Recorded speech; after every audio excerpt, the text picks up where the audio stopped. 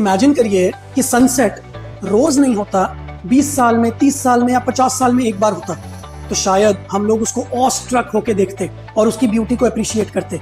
But since वो तो रोज होता है, इसलिए हम उसकी ब्यूटी को कभी अप्रिशिएट नहीं कर पाते। यही चीज हमारे साथ रोज होती है। हमारे आसपास इतनी अच्छी चीजें, बट सिंस वो हमारे आसपास हैं, वो रोज होती हैं, इसलिए हम उनकी वैल्यू नहीं करते। इसको साइकोलॉजी में एक टर्म बोला जाता है, हेडोनिक एडेप्टेशन। मतलब जितनी भी अच्छी चीजें हैं जो हमारे आसपास होती हैं, हम बड़ा इजीली उसके प्रति अडेप्ट हो जाते हैं और हम उसकी कदर नहीं करते। वाइल अगर हमारे आसपास 10 चीजें अच्छी हैं पर 2 चीजें बुरी हैं, तो हमको वो 2 चीजें ज्यादा दिखाई देती हैं। इसको बोलते हैं नेगेटिविटी बायस।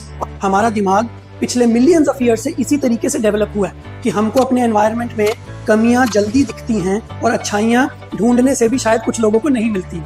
सो नाउ नेगेटिविटी बायस हमारे दिमाग के लिए इंपॉर्टेंट था, बिकॉज जब हम लोग प्रिमिटिव ईयर्स में रहते थे तो हमारे एनवायरनमेंट में कुछ गलत तो नहीं है, ये देखना हमारे सर्वाइवल के लिए जरूरी होता था। उस टाइम पे अगर हम सनसेट को देख रहे होते बहुत अचंभित होके और पीछे से कोई टाइगर आके हमको खा सकता था, तो हमारा दिमाग हर समय ये स्कैन करता रहता था कि कहीं कोई टाइगर तो नहीं, कहीं कोई डर तो नहीं है, कहीं कोई फियर तो नहीं, कहीं कोई डेंजर तो नहीं। बट लकीली अभी ऐसा कोई सिचुएशन नहीं है। अभी हमारी लाइफ बहुत कंफर्टेबल है, तो अब इस नेगेटिविटी बायस का रोल हमारी लाइफ में कुछ खास नहीं रहा है। इनफैक्ट इसकी वजह से हम खुश रहने की बजाय दुखी ज्यादा रहते हैं।